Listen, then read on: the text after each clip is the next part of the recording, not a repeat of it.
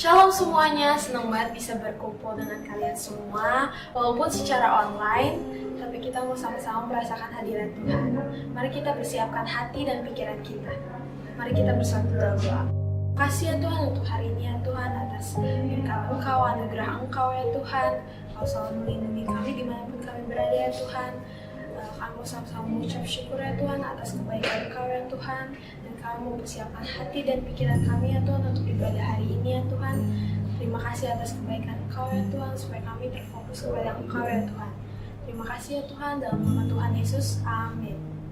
Selamat beribadah semuanya.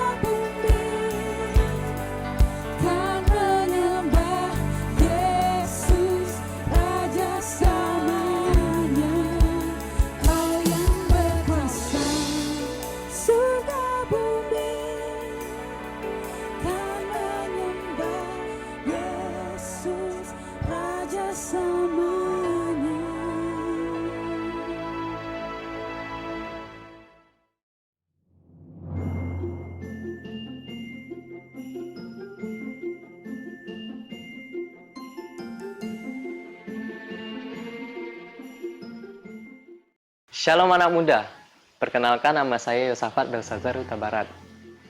Sebelumnya saya ingin mengucapkan terima kasih saya karena telah diberi kesempatan untuk bersaksi. Dari kecil saya mengimpikan untuk menjadi seorang dokter.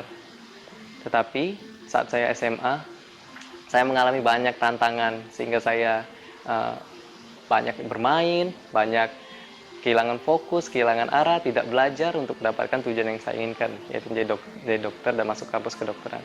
Saat sudah melakukan tes tersebut, ya saya sudah tahu hasilnya pasti gagal. Dan di situ saya merasa sedih, merasa sedih, terus berdoa sama Tuhan, Tuhan kenapa sih aku gagal, padahal aku sudah melakukan segalanya untuk Engkau, melayani, ikut pelayanan sama Papa, dan banyak hal yang saya sudah lakukan, tapi kenapa saya nggak bisa dapat. Tapi tiba di suatu hari saya tuh dapat firman di Amsal 23 ayat 18. Firmannya berbunyi, karena masa depan sungguh ada dan harapanmu tidak akan hilang. Di sini firman ini yang menguatkan saya. Menguatkan saya kenapa? Karena saya pikir kalau sudah gak diterima 1 tahun itu kan kita harus nunggu 1 tahun lagi. Jadi kayak apa yang aku harus lakukan gitu, apa yang harus aku kerjakan selama 1 tahun untuk bisa tahun depannya ikut tes lagi untuk masuk perguruan tinggi negeri. Dan Tuhan kasih hikmat di situ. Tuhan kasih hikmat, oh kamu harus ikut les ini, kamu harus belajar lebih giat lagi itu, kamu harus ini. Jadi kayak dikasih hikmat aja oleh Tuhan untuk kayak bikin list apa yang harus dilakukan untuk mendapatkan ini. Jadi saya mengikuti semua kegiatan yang sudah di list tersebut. Namun dalam perjalanan itu pasti tetap ada tantangan, banyak tantangan yang dialami oleh kita. Salah satunya tantangan terbesar yang aku alami itu panitia penyelenggara tes untuk masuk perguruan tinggi negeri ini, karena COVID mengubah kebijakan dalam soalnya. Jadi dalam pelaksanaan itu saya kan 1 tahun sudah belajar tuh di les. Saya lebih fokus ke saintek yang TPA tersebut karena menurut saya itu yang paling penting, itu yang menunjang nilai. Tapi setelah kebijakannya diubah, TPA ini ditiadakan. Jadi itu kayak buat aku, loh kok bisa gini sih? Aku kayak sudah fokus banget belajar di 1 tahun ini, fokus mengerjakan soal-soal, mengikuti tryout online. Tapi kok bisa berubah gini? Tapi satu saat malam-malam tuh, aku dapat firman itu di Mazmur 118 ayat 5, bahwa dalam kesesakan aku telah berseru kepada Tuhan, Tuhan telah menjawab aku dan memberi kelegaan gitu. Jadi di situ aku kayak datang kepada Tuhan gitu, berseru kepada Tuhan, Tuhan apa yang aku harus lakukan? Apakah aku masih bisa dapat apa yang menjadi tujuan aku? Di situ Tuhan kayak kasih kelegaan itu, kasih damai sejahtera dulu. Aku kayak dikasih damai sejahtera, terus dikasih kekuatan lagi untuk berjuang. Setelah proses demi proses dilewati, hari demi hari dilewati, sampai ke hari pengumuman. Dari pagi tuh aku sudah mantengin HP. Pas aku login akun aku, selamat Anda keterima di Fakultas Kedokteran, Prodi Pendidikan Dokter. Di situ aku kayak nangis, gitu, gak tahu lagi mau ngomong apa. Terus doa bersyukur pada Tuhan. Percayalah kalau kita mempunyai tujuan, bila kita bersama-sama dengan Tuhan, pasti tujuan itu akan tercapai. Karena bukan kita mengandalkan kekuatan kita, tapi kita mengandalkan kekuatan Tuhan. Dan kalau Tuhan sudah bersama dengan kita, kan firman Tuhan berkata, jika Tuhan di pihak kita, siapa lawan kita? Itu saja kesaksian dari saya. Sampai jumpa. Shalom teman-teman, kenalin nama aku Tirsa Fidela Bernadus dari City Blessing Ciamplas Bandung.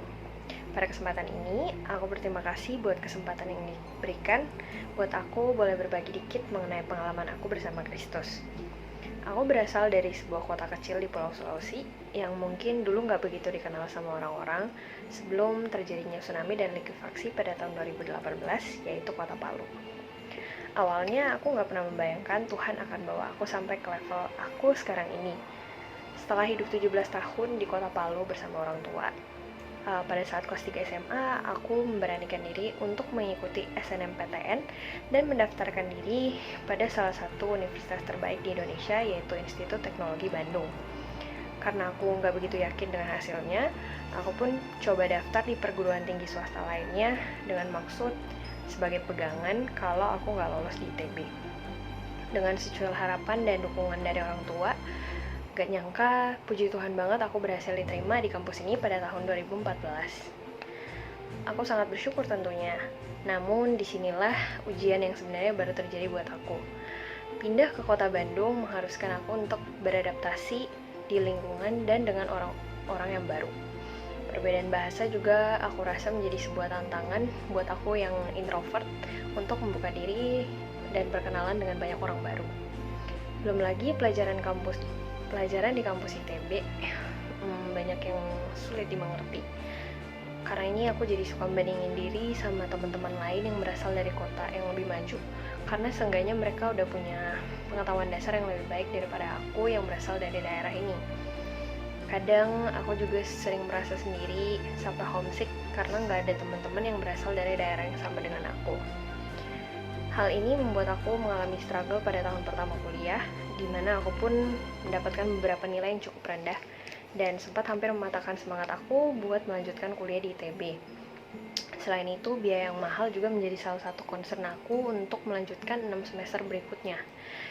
Namun, Tuhan Yesus itu sungguh luar biasa baik. Pada semester 3, aku berhasil terpilih sebagai salah satu penerima beasiswa Maybank yang akan mengcover keseluruhan biaya kuliah aku hingga lulus.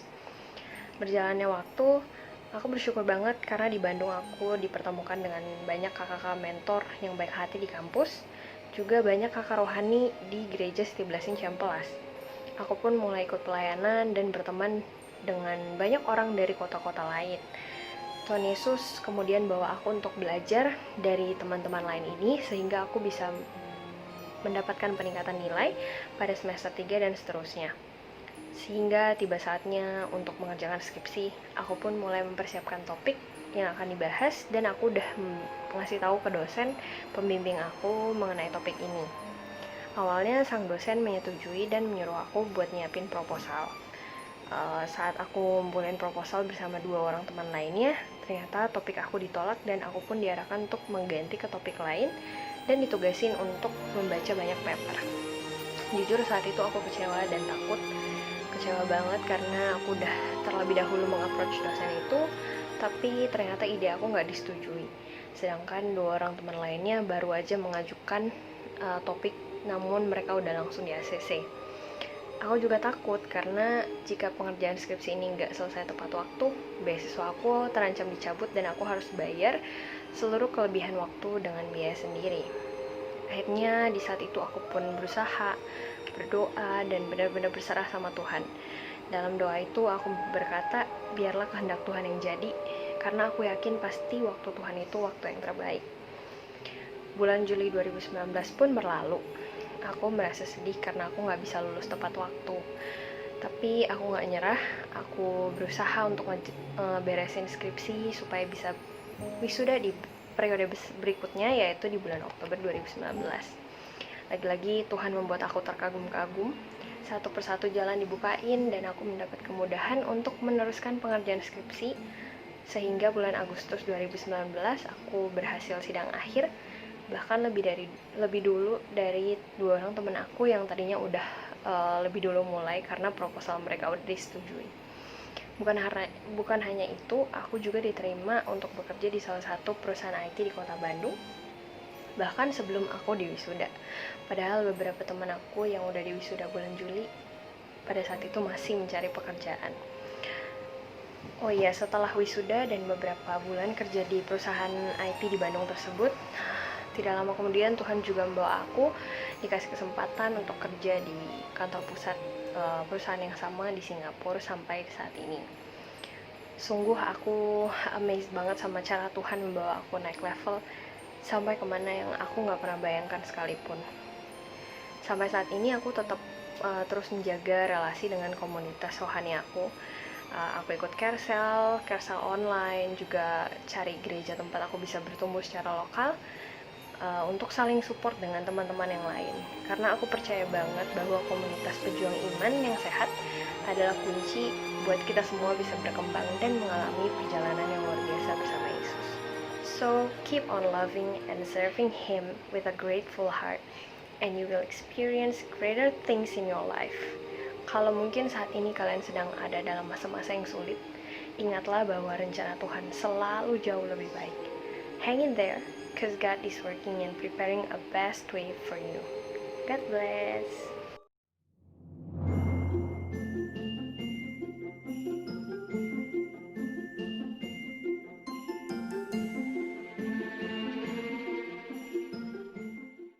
Tuhan baik, oh Tuhan baik, Tuhan baik, anugerahnya kekal selamanya. Tuhan baik, Tuhan baik, Tuhan baik, anugerahnya kekal selamanya.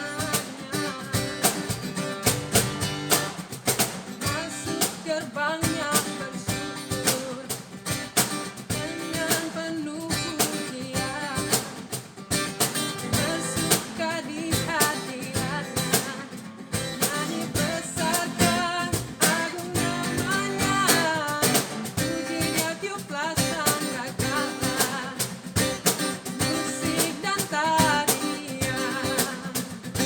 Semua makhluk di bumi sudah dengan senang hati agar puji Dia. Tuhan baik, oh, Tuhan baik, Tuhan baik, anugerahnya kekal selamanya. Oh, Tuhan baik, Tuhan baik, oh, Tuhan baik, anugerahnya kekal selamanya. Tuhan baik, Tuhan baik, anugerahnya kekal selamanya. Oh, Tuhan baik, anugerahnya kekal selamanya.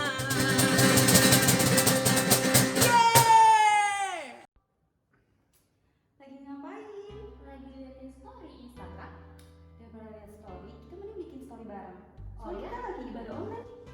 Oh, ini ibadah online gereja City Blessing se-Indonesia itu ya? Iya, keren banget kan? Keren banget loh, ini pertama kali loh di Indonesia. Oh iya? Iya, kita ibadah online pertama kali di Indonesia. Pertama kali di Indonesia dan seluruhnya, seluruh Indonesia, City Blessing seluruh Indonesia.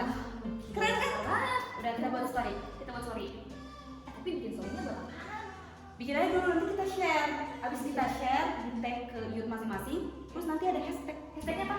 Oh ini ini? Ya jadi yuk, kita bikin dulu yuk. Nah jangan lupa di share ya. Tag ke youth-nya masing-masing. Terus ada hashtag di bawah ini. Oh iya, gue pengen ngasih tau nih ke lo dan ke semua teman-teman yang ada di sana. Apa tuh? Kita mau mendengarin kesaksian teman-teman kita lagi. Yeay, jangan lupa dengerin ya. Yuk, jangan di skip ya. Selamat mendengarkan kesaksian firman Tuhan. Hai semua, nama gue Janet dan di sini gue mau cerita sedikit sih, maksudnya gimana gue ngalamin kebaikan Tuhan yang benar-benar luar biasa dalam kehidupan gue. Jadi gue itu diikutin les namanya Memory Sport atau olahraga daya ingat. Jadi tujuan awalnya gue diikutin ini tuh buat bantu pelajaran di sekolah gue dan emang buat ningkatin daya ingat. Dan tahun lalu gue dapet kesempatan untuk bisa kompetisi pertama kali ke luar negeri, yaitu ke Jepang.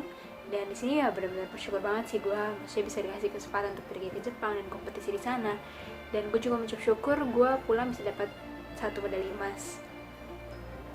Dan beberapa bulan kemudian, di bulan Oktober tepatnya, gue ikut lagi kompetisi namanya Asia Open Memory Championship atau kompetisi Memory Sport tapi tingkat Asia sekarang. Atau pelatihnya bilang kalau misalnya, oh ini nih kamu bisa nih bercanda ke dunia nanti di Bali. Dan ternyata sadar nggak sadar itu jadi beban buat gue sendiri. Dan singkat cerita gue pergi ke Bali, gue lomba di sana selama 2 hari. Dan hari pertama, jadwal paling pertama itu selalu lomba cabang mengingat wajah dan nama.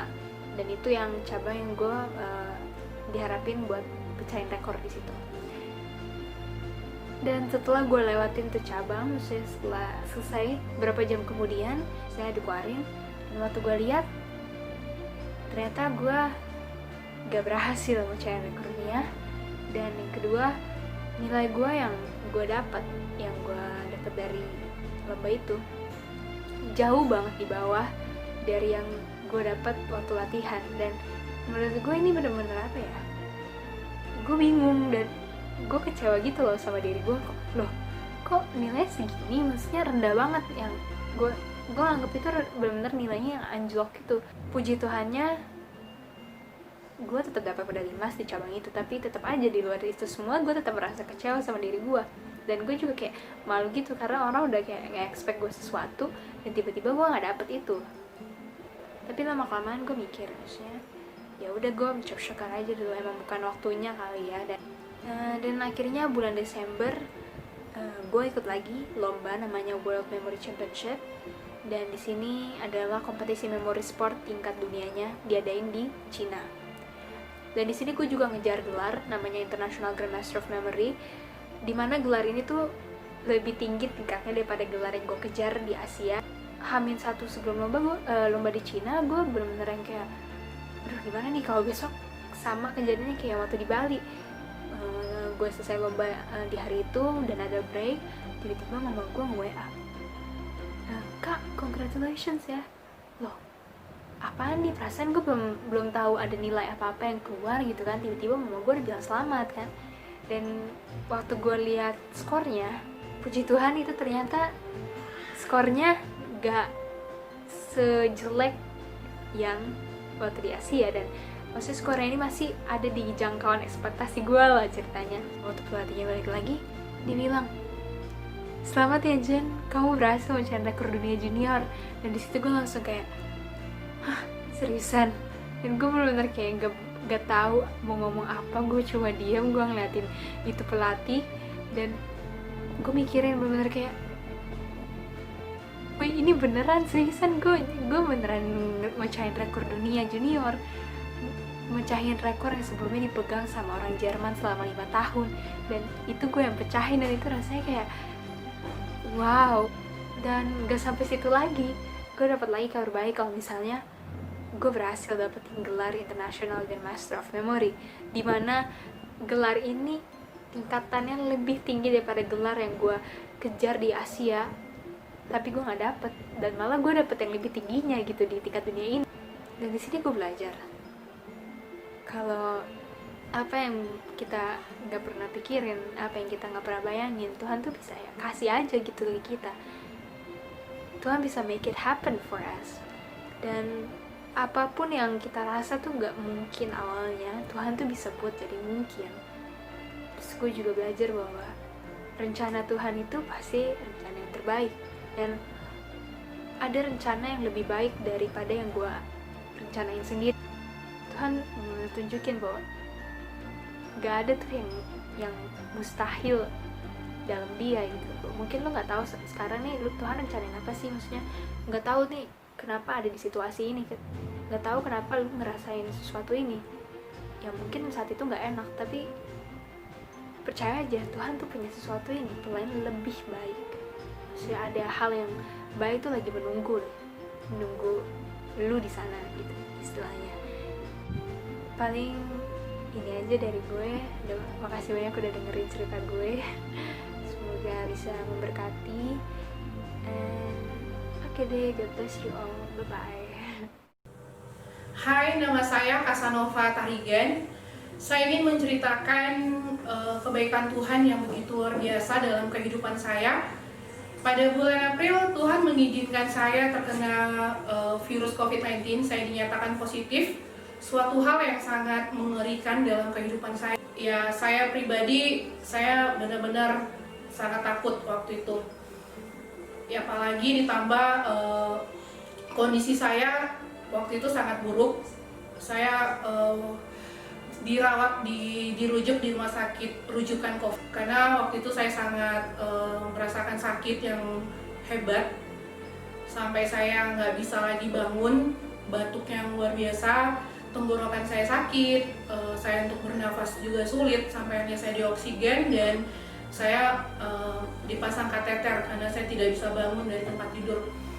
Dan sampai akhirnya di hari kedua itu adalah masa sulit saya, masa kritis saya. Di suatu malam waktu itu saya benar-benar merasakan saya sudah tidak ada harapan hidup lagi waktu itu.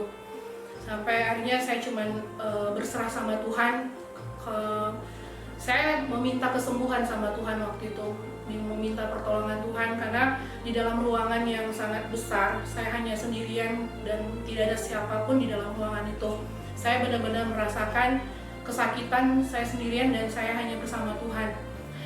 Tetapi ketika Tuhan mengizinkan hal yang sangat sulit terjadi, di situ Tuhan punya rencana yang besar. Setelah saya sembuh, saya betul-betul melihat karya Tuhan yang begitu hebat dalam hidup saya sepanjang saya dirawat di rumah sakit rujukan COVID. Saya benar-benar merasakan kekuatan, saya mengalami kuasa Tuhan di saat saya merasakan putus asa. Saya dirawat selama 20 hari dan saya mungkin tidak merasakan sakit hanya 3 hari saja. Selebihnya saya merasakan sakitan setiap hari. Bukan hanya sakit yang biasa, tapi sakitnya sangat sakit sekali. Di situ di masa-masa sulit saya mengalami namanya jamahan Tuhan. Saya mengalami yang namanya kekuatan yang Tuhan berikan pada saya ketika saya mengalami putus asa. Di situ saya mendapatkan pengharapan.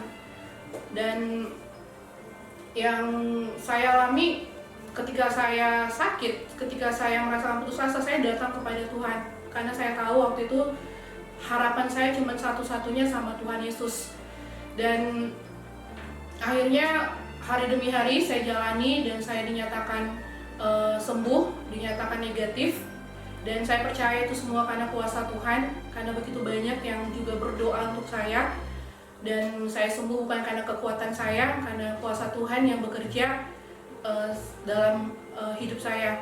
Terima kasih, dan Tuhan Yesus begitu luar biasa. Di kondisi yang saya rasa saya tidak ada harapan, tapi di situ saya mengalami kuasa Tuhan yang begitu luar biasa. Dan jangan pernah putus asa, karena percaya apapun yang terjadi, ya waktu itu saya yakin aja ini semua seizin Tuhan. Walaupun ketika saya dirawat saya merasakan putus asa di masa kritis, tapi saya percaya Tuhan punya rencana untuk hidup saya saat itu.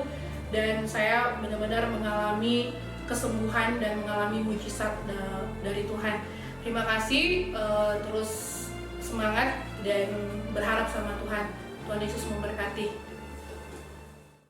Wah, keren-keren banget kesaksian dari teman-teman kita yang luar biasa. Itu luar biasa ya. Tadi kayak ada yang masuk PTN, terus ada yang sembuh dari COVID-19, ada juga yang masuk kuliah ke jurusan kedokteran tapi dengan tes yang di luar dugaan, dan ada juga yang pengen masuk rekor Asia tapi nggak jadi, dan masuknya ke rekor dunia. Nah, luar biasa banget. Emang kalau anak Tuhan itu selalu luar biasa dan keren-keren. Karena sesuai dengan tema kita tahun ini, yaitu Blessing in Disguise. Artinya apa? Yaitu berkat Tuhan yang udah kita rasain di tengah keadaan yang tidak enak ini, di tengah keadaan yang tak terduga, yang no good. Kalau kata orang TikTok sih no good, gitu lah ya. Terus sebelumnya kita mau ngajak kalian buat komen kebaikan Tuhan apa aja yang udah kalian rasain di dalam tahun ini, yang di dalam keadaan tak terduga juga. Yuk, komen yuk di bawah yuk. Yuk, kita tungguin ya. 1 menit.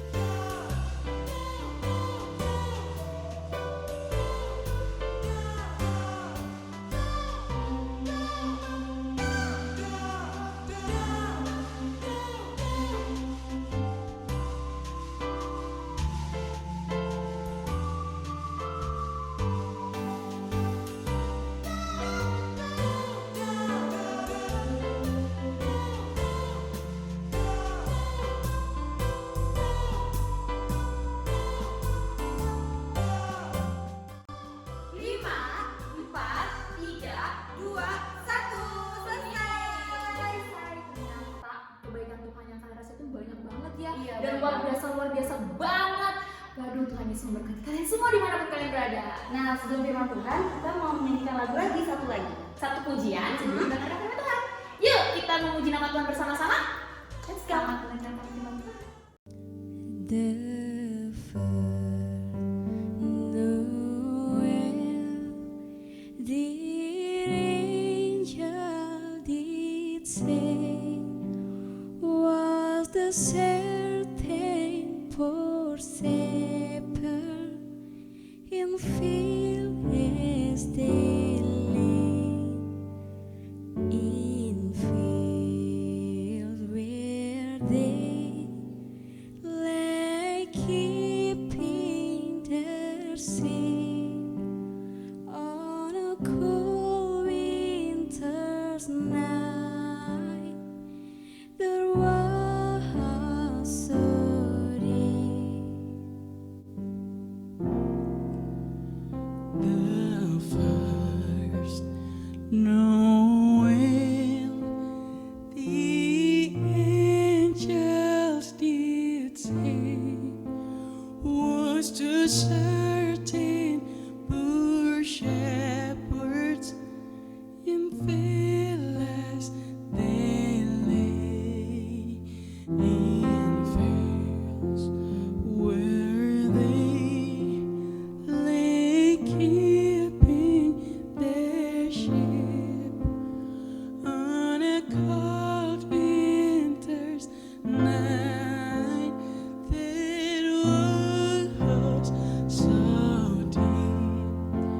Noel, Noel, Noel, Noel. Born is the King of Israel, who was a certain poor shepherd in fields they lay.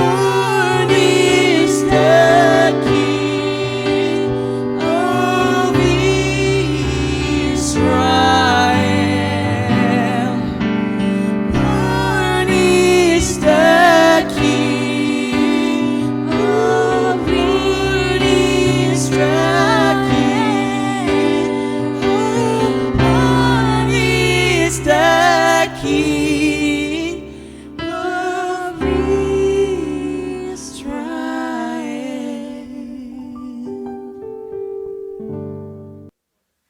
Shalom, selamat Natal buat semua saudara-saudara, buat semua teman-teman, anak-anak muda, City Blessing, seluruh Indonesia.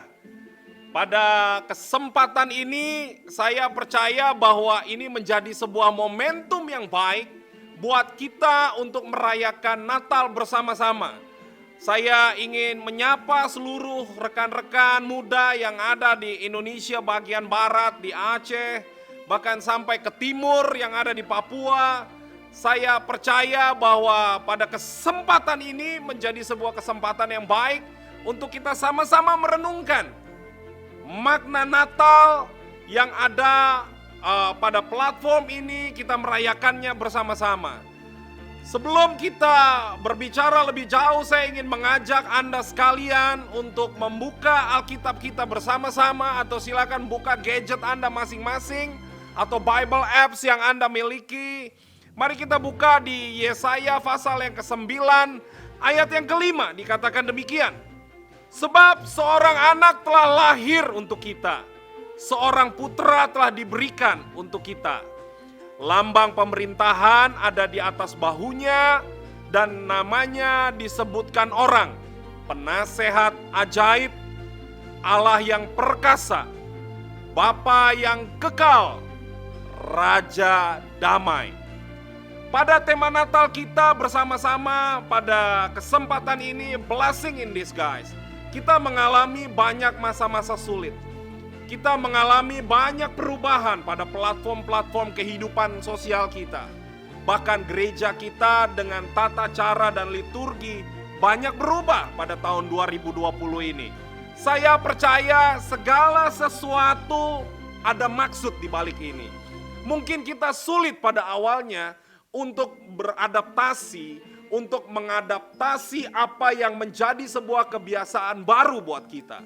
Tetapi Bapak, Ibu, Saudara sekalian, sebangsa setanah air yang kelak Anda akan menjadi sebagai orang muda, saya ingin katakan begini. Terlalu tua kalau kita ngomong Bapak, Ibu, Saudara sekalian. Semua teman-teman muda, saya ingin katakan gini. Bahwa pada kesempatan ini, dengar baik-baik, ada banyak hal yang ingin Allah nyatakan. Mungkin pada awalnya kita mengatakan bahwa pandemik menjadi sebuah bencana. Pandemik membawa banyak kesulitan. Pandemik membawa hal-hal yang sulit untuk kita adaptasi. Tapi dengar baik-baik bahwa segala sesuatu Allah izinkan terjadi untuk mendatangkan kebaikan. Apa yang bisa kita katakan, apa yang bisa kita ambil hikmahnya dari sebuah pesan Natal, Blessing in Disguise.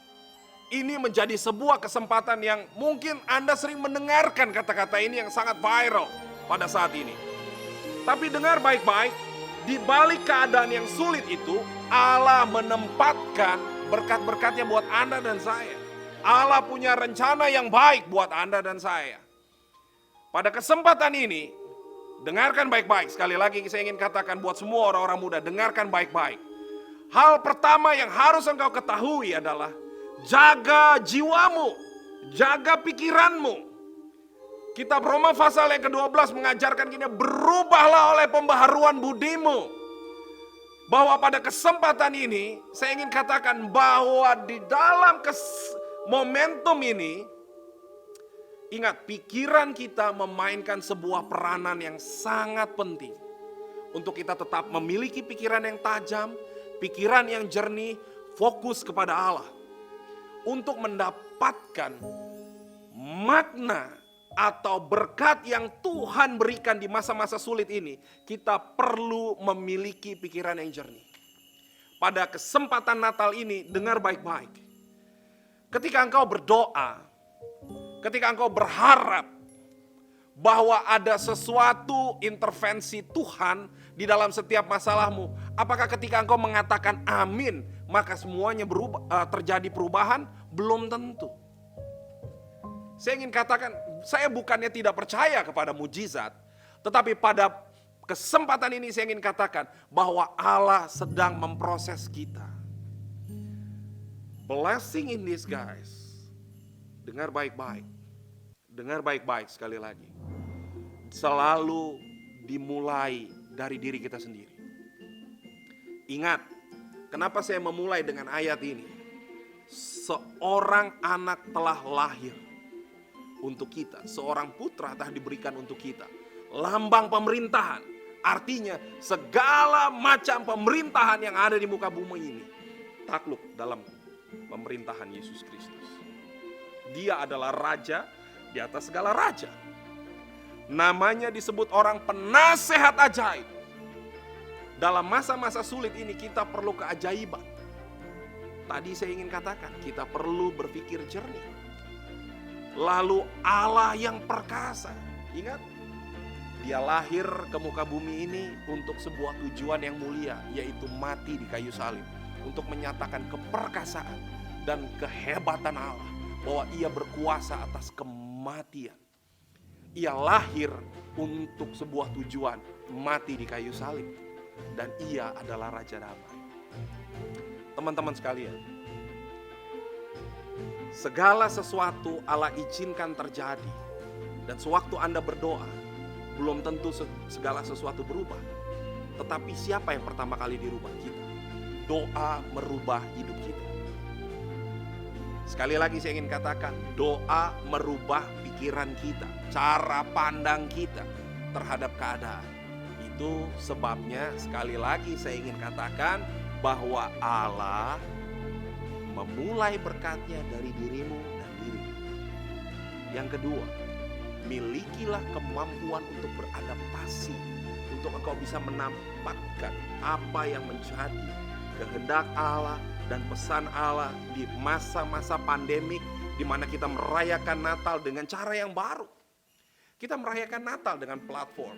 Kita bisa, kali ini ada berkat yang sangat luar biasa, yaitu tidak ada batasan. We celebrate Christmas with all our friends from Surabaya, buat teman-teman kita dari Palu, dari Bogor. Kita nggak perlu traveling. Thank you buat platform, thank you buat teknologi. Tetapi dengarkan baik-baik, ada sebuah hal yang perlu kita pahami baik-baik. Namanya kemampuan beradaptasi. Orang-orang muda adalah orang-orang yang mampu beradaptasi dengan cepat. Orang-orang muda, jangan engkau menjadi nyaman dengan keadaanmu, tetapi sesuaikanlah keadaan yang sedang engkau hadapi dengan standar firman Tuhan. Artinya engkau memiliki kemampuan untuk melakukan lebih daripada apa yang sedang engkau hadapi. Sekali lagi saya ingin katakan, dalam pesan Natal ini, 2 poin yang paling penting. Engkau harus memiliki pikiran dan cara pandang yang jernih. Yang kedua, engkau harus memiliki kemampuan untuk beradaptasi. Pada kesempatan ini, secara pribadi, saya ingin sampaikan kepada Anda sekalian, the game changer was born already. Jesus, he is a game changer. Ia adalah perubah sebuah tatanan di mana dunia yang sedang merosot moralnya, yang akan masuk pada kebinasaan, ia menebus dunia, Anda dan saya, untuk bisa masuk dalam kekekalan. Kelahiran Kristus membawa sebuah perubahan. Ketika orang-orang menolaknya, ketika orang-orang menghujatnya, sebenarnya ada sebuah berkat yang tersembunyi dari kehadiran Kristus di muka bumi pada saat itu. Kelahiran Kristus membawa keselamatan buat Anda dan saya. Dan hari ini saya ingin katakan, pikirkan segala sesuatu dengan jernih dan memiliki kemampuan untuk beradaptasi. Itu pesan Natal yang ingin saya sampaikan buat semua anak-anak muda City Blessing. Blessing in disguise. Dan ingat, segala sesuatu Allah izinkan terjadi untuk mendatangkan kebaikan. Saya ingin katakan a big hug from me for all of you, and God bless you. Dan mari kita berdoa. Bapak, aku berdoa pada kesempatan ini buat seluruh anak-anak muda City Blessing. Kami percaya dalam pesan Natal yang singkat ini ada kemampuan adaptasi. Anak-anak muda yang adaptif. Bahkan lebih daripada itu, kami memiliki pikiran yang jernih. Menjaga pikiran kami agar segala sesuatu bisa kami dapatkan apa yang menjadi kehendak dalam masa-masa sulit menghadapi pandemik ini ya Bapak. Aku percaya ada anak-anak muda yang bangkit, ada anak-anak muda yang akan terbang seperti Raja Wali, akan ada anak-anak muda yang mengalami percepatan, ada anak-anak muda yang dipakai oleh Tuhan engage dalam pemerintahan, bahkan ada anak-anak muda yang membawa kabar sukacita, membawa damai buat sekeliling.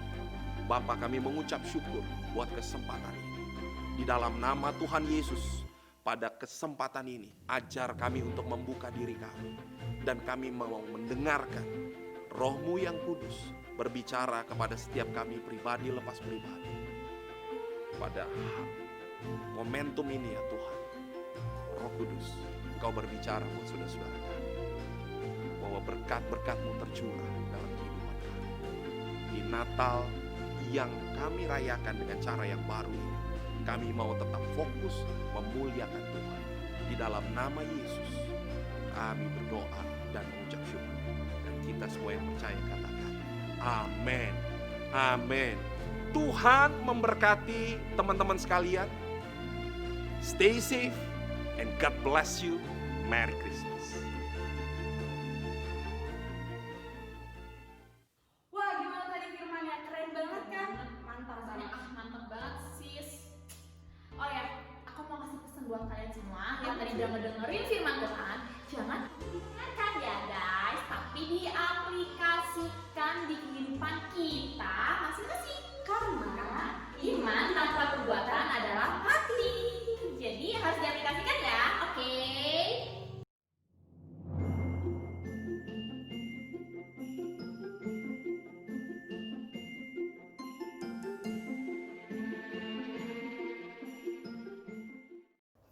Terima kasih Tuhan Yesus untuk firman yang telah Kau beritakan pada hari ini. Biarlah firman itu tertanam dalam hidup kami dan mampukan kami semua agar bisa menjadi pelaku firman-Mu. Tuhan Yesus, saat ini kami mau bersatu hati berdoa bagi anak-anak-Mu, gereja-gereja-Mu yang ada di seluruh Indonesia. Tuhan Yesus, mampukan mereka Tuhan Yesus agar semua bisa bergandengan tangan untuk berdoa bagi bangsa ini. Kami percaya bahwa negara kami akan dipulihkan dan dimenangkan untuk kemuliaan nama-Mu. Dan pada saat ini kami juga mau berdoa Tuhan Yesus untuk kami semua yang berada di gereja City Blessing di seluruh Indonesia. Mampukan kami semua agar kami bisa menjadi berkat bagi sekeliling kami, bagi lingkungan kami Tuhan Yesus, dan agar nama-Mu bisa dipermuliakan melalui hidup kami Tuhan Yesus. Dan saat ini juga kami tetap satu hati mau berdoa bagi bangsa kami. Kami berdoa untuk Presiden, Wakil Presiden, pejabat-pejabat tinggi di negara ini, TNI dan Polri dalam apapun yang mereka kerjakan untuk bangsa ini. Kau berikan mereka kesehatan selalu dan Kau beri mereka hikmat Tuhan Yesus agar mereka bisa mengerjakan tugas-tugas mereka dengan baik. Terima kasih Tuhan Yesus, Engkau sudah sungguh baik dalam kehidupan kami. Dalam nama Tuhan Yesus, kami sudah berdoa dan mengucap syukur. Amin. Yeay! Kita udah jadi. Nah, aku juga mau bilang terima kasih buat teman-teman semua yang udah ngikutin dari awal sampai akhir. Dan buat teman-teman semua, siapa tahu kita bisa gabungan lagi nih bareng-bareng. Aku tunggu nama Instagram kalian di kolom komentar ya. Yuk taruh nama Instagram kalian dan kita bisa gabungan lagi terus bertemu dengan aku dan Sylvia. Dan teman-teman jangan lupa jaga kesehatan kalian, jaga jarak, pakai masker dan cuci tangan. Selamat Natal 2020 dan